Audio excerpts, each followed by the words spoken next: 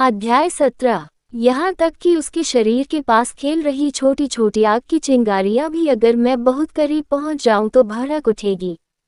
मैंने flame attribute जादूगरों के साथ पीवीपी खेला था और उनके द्वारा कई बार पीटा गया था, इसलिए मुझे खतरे के बारे में पता था। उसका स्तर अपेक्षा से बहुत अधिक था।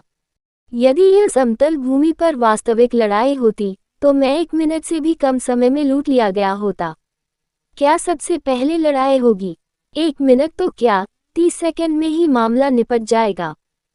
फ्लैश के केवल 2 सक्रिय हॉर्न बाय येओन नाम के राक्षसी प्राणी को नहीं हरा सके। हालांकि अब चीजें बहुत अलग थीं। लगातार बदलते इलाके और मेरे हाथ में मौजूद पॉइंट स्टिक परिवर्तनशील के रूप में काम कर रहे थे।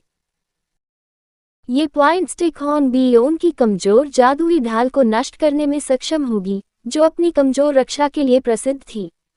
उसे गिराना मुश्किल होगा, लेकिन कम से कम मैं असहाय तो नहीं होता। वाह वाह!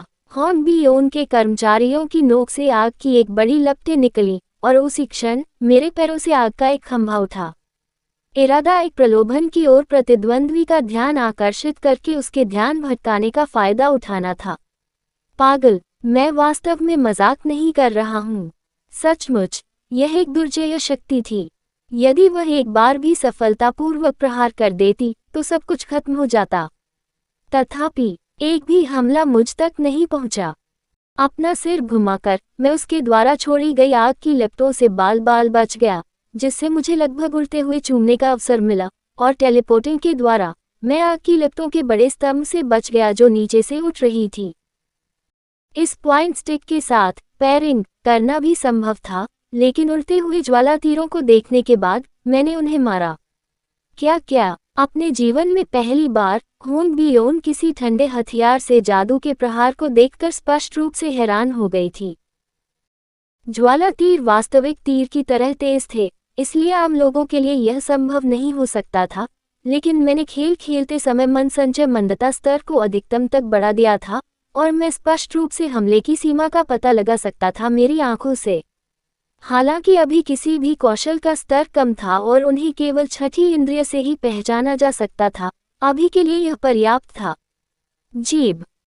जैसे ही मैं एक के बाद एक उड़ते हुए सभी ज्वाला बाणों को विक्षेपित करने के बाद चट्टान के पीछे चमका, हमलों की निम्नलिखित लहरें दयनीय हवा से टकराईं। तुम कब तक यूं ही टालते रहोगे? निस्संदेह मैं ऐसे ही नहीं भागा। मैं दुश्मन के हमले से बचने या फ्लैश के न्यूनतम उपयोग के साथ इष्टतम मार्ग बनाने के लिए तुरंत मैना संचारित करने के लिए पॉइंट स्टिक को लहराकर धीरे धीरे अपनी इंद्रियों को जागृत कर रहा था। अभ्यास के माध्यम से संवेदी ज्ञानोदय। हाँ, मैं अब अपने प्रशिक्षण के लिए हॉर्न बियोन का उपयोग कर रहा था। वह बाकी दुनिया से अलग थी। हालांकि उसका स्तर अभी भी कम था, फिर भी वह किसी भी असली जादूगरनी से ज्यादा करीब थी जिसका मैंने कभी सामना किया था। कीबोर्ड और माउस द्वारा संचालित 3D गेम के बजाय मैंने एक जादूगर से निपटने के तरीकों को धीरे धीरे समझने के लिए वास्तविकता में संघर्ष किया। स्पष्ट मन का प्रवाह ऐसा प्रतीत हुआ मानो वह मेरी उंगलियों पर हो। छठी इंद्रिय स्पर्श, दृष्टि और श्रवण की तरह ही परिचित महसूस हुई। उफ, आप उनसे कैसे बच रहे हैं? हॉर्न बियोन अंदर से चिल्लाया। आप इस जटिल इलाके में स्वतंत्र रूप से कैसे घूम सकते हैं? उसने सोचा कि अगर वह मुझ पर एक बार हमला कर दे तो वह मुझे मार गिरा सकती है, लेकिन वह बाल बाल बच गई। यह इलाका पेड़ों से भरा है, निश्चित रूप से मुझे फायदा होगा। हॉर्न बियोन ने सोचा कि उसने पेड़ों में आग लगाकर इलाके को अपने लिए उपयुक्त बना लिया है। हालांकि वास्तव में ये जीवंत और गतिशील इलाका हमेशा मेरी तरफ था, चाहे उसमें आग लगी हो या नहीं। बल्कि हर बार जब कोई जलता हुआ पेड़ ऊंचा उठता और फिर सिकुड़ जाता, तो बार बार उसकी नज़र धुंधली हो जाती। क्या मैं खामियों का फायदा नहीं उठा सकता था? यह इतने व्यापक हमलों के बावजूद जब लो मुझ तक नहीं पहुंची, तो हॉर्न बियोन ने आग की लपटों को और भी तेज कर दिया। उच्च जादू कौशल की तैयारी के लिए एक कदम, और वह क्षण एक अंतराल था। चमक। उस अप्रत्याशित क्षण में मैंने फ्लैश सक्रिय किया और हॉर्न बियोन के सामने आ गया। बहुत ही संक्षिप्त क्षण में हमारी नजरें मिली और हॉर्न बियोन जिसके चेहरे पर झुर्रियां थीं, ने अपना मुंह बंद कर लिया। रेंज विस्फोट। हॉन बियोन के शरीर से आग की लपटें निकलने लगी। मैं उस जादुई कौशल को अच्छी तरह से जानता था। यह एक ऐसा कौशल था जिसका उपयोग लौ विशेषता वाले जादूगर के पास आने वाले प्रतिद्वंद्वी के लिए एक काउंटर के रूप में किया जाता था। यह उपयोगकर्ता के चारों ओर 2 मीटर के दायरे में एक छोटे से पलटाव विस्फोट का कारण बन सकता है। मैं इस तरह की अल्पविकसित प्रतिक्रिया से निपटने में सक्षम था क्योंकि मैं पहले भी कई बार इस कौशल से गुजर चुका था। केवल एक कदम पीछे हटने से मैं हॉन बियोन से ठीक 2 मीटर की दूरी पर पहुंच सका और तेजी से आगे बढ़ा। जैसे ही रिबाउंड विस्फोट हुआ, मैं 0.1 सेकंड भी बर्बाद किए बिना उसके पास पहुंचा और आगे बढ़ गया। बिंदु छड़ी, झनकार, आह! हॉन बियोन की छाती पर पॉइंट स्टिक से वार किया गया था और उसकी टेढ़ी मेढ़ी जादुई ढाल टूट गई, जिससे उसका शरीर प्रभाव से पीछे हट गया। यदि यह भविष्य की हॉन बियोन होती, तो वह शायद शालीनता से गिर जाती या छुरा घोंपने से पहले दूसरा जवाबी उपाय तैयार कर लेती, लेकिन अब वह पीछे की ओर गिर गई, संभवतः युद्ध के अनुभव की कमी के कारण। डंप। हॉन बियोन का चेहरा सदमे से कांप उठा, चाहे उसके निचले हिस्से को फर्श पर मारने से या हमला किए जाने से। लौ बुझ गई और उसकी जगह मौन ने ले लिया। वह मैं ही था जो सबसे पहले बोला, मैं जीत गया। नहीं, अभी नहीं, मेरे चारों ओर आग की आभा है। यदि तुमने दूसरी बार प्रहार किया होता, तो तुम तुरंत विस्फोट में बह गए होते। मुझे पता है, इसीलिए मैंने ऐसा नहीं किया। तुम दिखावा कर रहे हो। वह उदास हो गई और उसने अपना मुंह बंद कर लिया। ऐसा इसलिए था क्योंकि उसका मानना था कि अगर मैंने असली छड़ी का इस्तेमाल किया होता और उससे लड़ा होता, तो वह जल्द ही हार जाती। क्या बात है? आपकी पहचान क्या है? उसके विश्वास के विपरीत, मेरे बारे में अफवाहें भी जटिल थीं। कोने में देखते हुए, मैंने कहा, एडना, अब छिपना बंद करो और बाहर आओ। क्या? जब हॉन बियोन ने आश्चर्य से अपना सिर घुमाया, तो एक काले बालों वाली लड़की चट्टान के पीछे से निकल आई। उसके चेहरे पर अभी भी असंतुष्ट भाव था। मैं छुप नहीं रहा था। एडना ने बारी बारी से मुझे और हॉन बियोन को घूर कर देखा। लड़ाई को शुरू से अंत तक देखते हुए, उसका संदेह और भी बड़ा हो गया। वह क्या है? क्या? Point stick? कैसे? तुमने उस छड़ी से जादुई ढाल तोड़ दी। मैं इस पर विचार करने के लिए थोड़ा रुका। यह एक ऐसा तत्व था जिसे हजारों खिलाड़ियों ने गेम में बेवकूफ बनाते समय खोजा था, हालांकि ऐसा लगता है कि यह मूल संस्करण सेटिंग में दिखाई नहीं दिया था। मेरे पास चारों ओर देखने के अलावा कोई विकल्प नहीं था। ये बहुत मजबूत है। कोई फर्क नहीं पड़ता कि शिक्षण सामग्री कितनी मजबूत है, आप एक साधारण झूले से जादुई ढाल को कैसे तोड़ सकते हैं? यदि यह इतना आसान था, तो आप मुझे याद करके क्यों नहीं समझाते कि साधारण शूरवीर इस दुनिया से क्यों गायब हो गए? ये सही था। इससे कोई फर्क नहीं पड़ता कि मैंने अपने शरीर को कितना प्रशिक्षित किया, मैं कभी भी किसी जादूगर की रक्षा में प्रवेश नहीं कर सका। मैं ये समझाना चाहूँगा कि यह जादुई हथियार एक बग आइटम के करीब था, और यह काम करता था क्योंकि हॉन बियोन जादुई ढाल के साथ बहुत अनुभवहीन था। अगर मैंने ऐसा कहा, तो बाहर जाने के बाद, हॉन बियोन वास्तव में मुझे मारने की कोशिश कर सकता है। तो, आइए इसके बारे में न सोचें क्योंकि यह थोड़ा डरावना था। उचित स्पष्टीकरण के बिना, एडना का संदेह और गहरा होता गया। वह बहुत देर तक अपना मुंह बंद रखे रही, फिर अचानक पूछ बैठी, आखिर आपकी असली पहचान क्या है? तो, यह इसका अंत था। मेरे द्वारा हाई प्रोफाइल न बनने का निर्णय लेने के 1 महीने से भी कम समय में, सब कुछ हिस पर आ गया। क्या मुझे बताना चाहिए कि मैं कौन हूँ? मैंने एक पल के लिए सोचा। मैं भी आपकी तरह एक आधुनिक व्यक्ति हूँ, और वास्तव में, मैं जानता हूँ कि ये दुनिया एक गेम सेटिंग पर आधारित है, न कि रोमांस फैंटेसी उपन्यास पर। हालांकि, यह एक जल्दबाजी वाला निष्कर्ष था। मैंने अभी तक उसके बारे में कोई राय नहीं बनाई थी, कोई अन्य विकल्प नजर नहीं आया।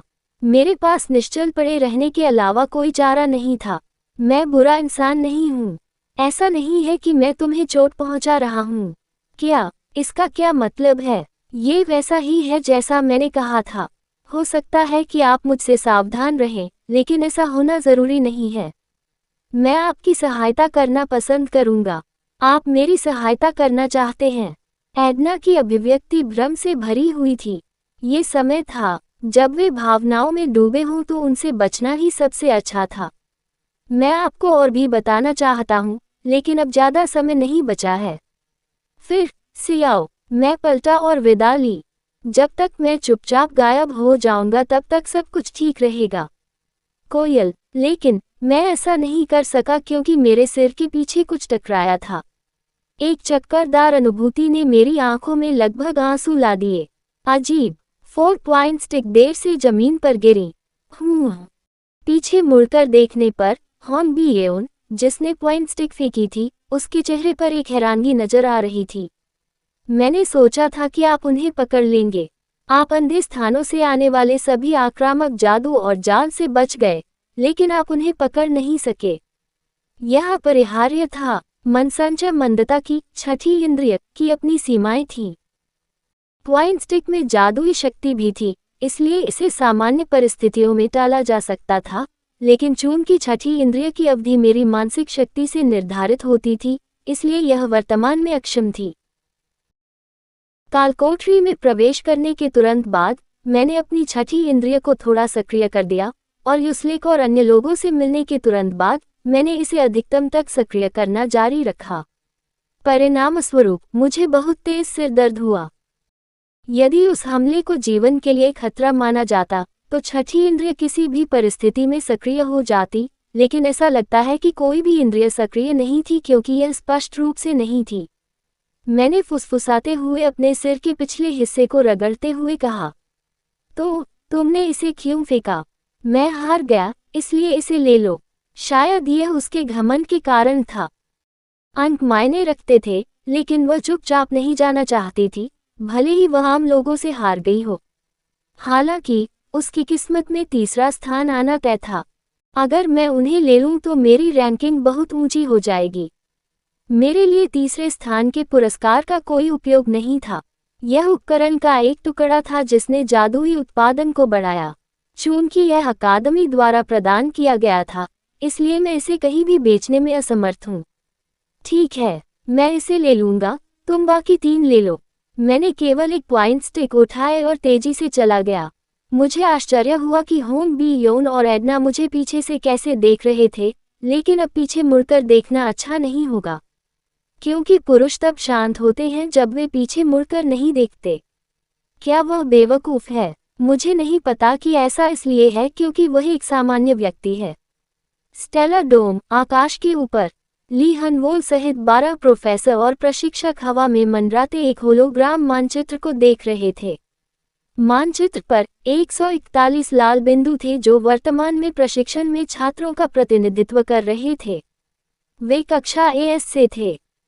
हर साल कम से कम एक उत्कृष्ट छात्र अकादमी में प्रवेश करता था, लेकिन यह वर्ष विशेष रूप से उल्लेखनीय था क्योंकि नज़र रखने के लिए सिर्फ 1 या 2 छात्र ही नहीं थे।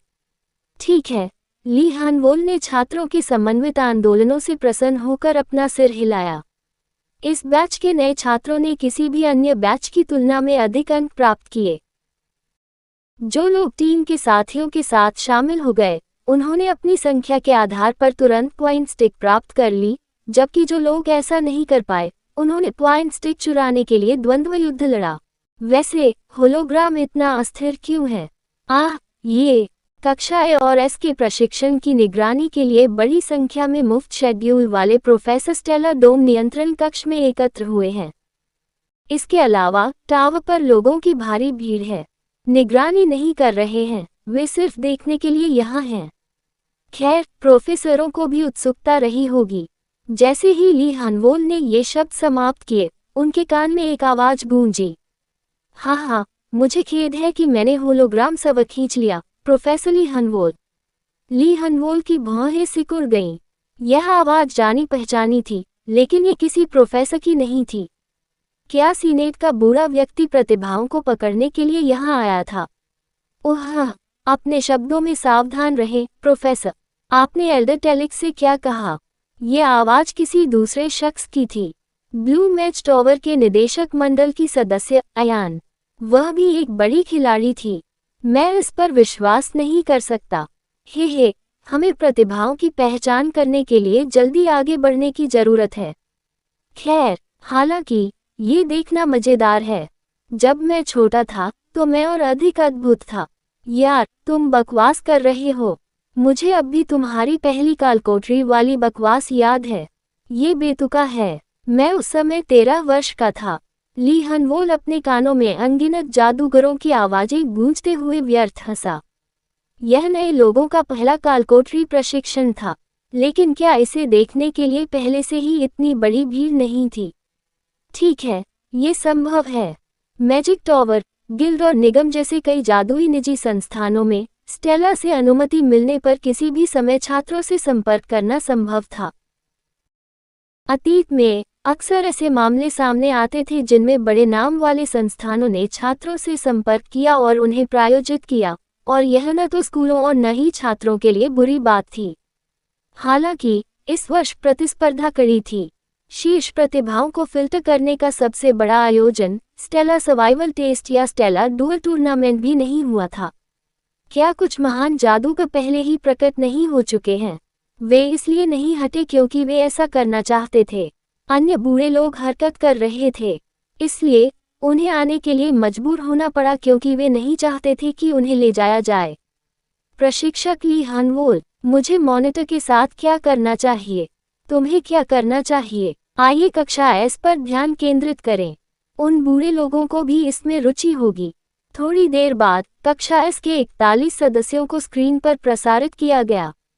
कहानी खत्म। अलविदा।